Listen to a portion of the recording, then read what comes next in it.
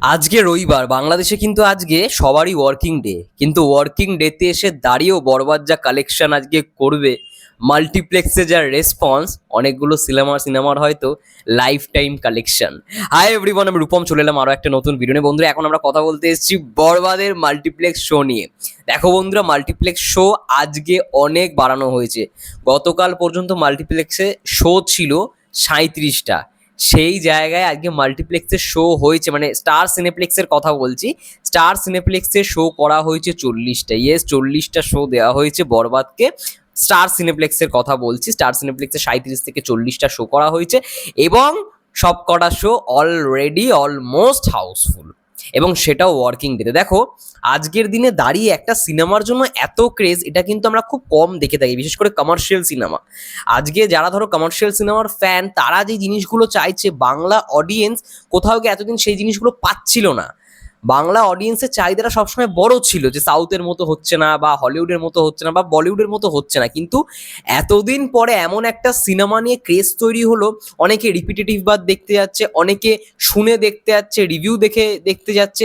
এরকমভাবে কিন্তু অনেক পাবলিক, অনেক দর্শক কিন্তু বরবাদকে দেখছে এবং ভালোবাসা দিচ্ছে। দেখার পর আমি দেখছি খুবই কম, হয়তো দু একটা তিনটে, তিনজন চারজন দর্শক হয়তো এরকম বেরোচ্ছে যে তাদের ভালো লাগে না। ঠিক আছে, মেনে নিচ্ছি ভাই, তাদের নাই লাগতে পারে। দর্শকের ভাই মানে দুটো রিভিউই পাবো, ভালো পাবো, খারাপও পাবো। তার জন্যই তো সিনেমা মানে যে সবসময় ভালো হবে এমনটা তো কোনো মানে নেই। ভালো খারাপ মিশিয়েই সিনেমা তৈরি করা হয়। একটা সিনেমা কখনোই সব কিছু ভালো এটা কিন্তু বলা যায় না। কিছু খারাপ জিনিস তার মধ্যে থাকবে, আবার কিছু খারাপ, মানে পুরো খারাপ সিনেমার মধ্যেও কিছু ভালো জিনিস থাকবে। এই নিয়েই হচ্ছে সিনেমা।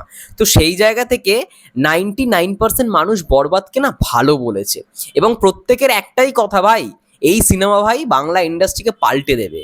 এই ইন্ডাস্ট্রি মানে এই সিনেমা কোথাও গিয়ে হলিউডের সঙ্গে সাউথের সঙ্গে টক্কর দেওয়ার সমান। এই সিনেমার মধ্যে সেই পোটেনশিয়ালটা রয়েছে, এবং মেহেদী হাসান হৃদয় তার প্রথম সিনেমায় দেখিয়ে দিয়েছে ভাই তার ক্যালমাটা, তার কারিশমাটা কোথায়।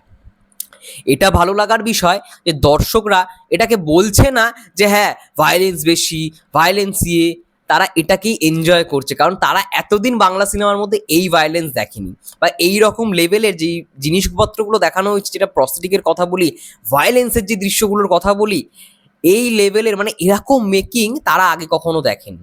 এবং তার জন্যই তো প্রোডাকশন হাউস বোম্বেতে এসে শ্যুট করেছে। দেখো, বোম্বেতে শ্যুট করার অনেক রিজন রয়েছে, বোম্বেতে শ্যুট করলেই হলো না, একটা অনেক বাজেটের প্রয়োজন। সেটা কিন্তু তারা এফোর্ড করেছে, মানে সেটা কিন্তু তারা করেছে, কোনো রকম কম্প্রোমাইজ করেনি। আমি বারংবার এই কথাটাই বলেছি যে প্রোডাকশন হাউস চাইলেই কিন্তু কম্প্রোমাইজ করতে পারতো, কিন্তু তারা কোনো রকম কম্প্রোমাইজ করেনি এই কারণগুলোর জন্যই। দেখো না তোমরা, শেষ দিনের মধ্যেও মানে গানগুলো রিলিজ হচ্ছে যখন, তারপরও একটা গান এই 10 দিন আগে শ্যুট করে এসছে দুবাই থেকে, মায়াবী গানটা। তো এটা তো চাইলেই তো বাংলাদেশেই করতে পারতো, তারা করেনি। কারণটা কি? ওই কম্প্রোমাইজটা রাখতে চাইছে না। গানটার ভিজুয়াল হতে হবে, গানটা যেরকম ডিম্যান্ড করছে, গানটার লোকেশন যেরকম ডিম্যান্ড করছে সেরকম ভিজুয়াল হতে হবে। সেই জায়গায় তারা গেছে, দুবাইতে গিয়ে শ্যুটটা করে এসছে। তো এটাই হচ্ছে মূল বিষয়, প্রডিউসার কোনো দিক থেকে খামতি রাখছে না। যাই হোক, আজকে ওয়ার্কিং ডেতে দাঁড়িয়েও মাল্টিপ্লেক্সের সংখ্যা, মানে মাল্টিপ্লেক্সের শো চূড়ান্তভাবে চলছে, এবং যেটা বললাম, আজকে যা কালেকশন করবে হয়তো অন্যান্য সিনেমার লাইফ টাইম কালেকশন হয়তো হবে। ঠিক আছে, ওয়ার্কিং ডেতে এসে দাঁড়িয়েও।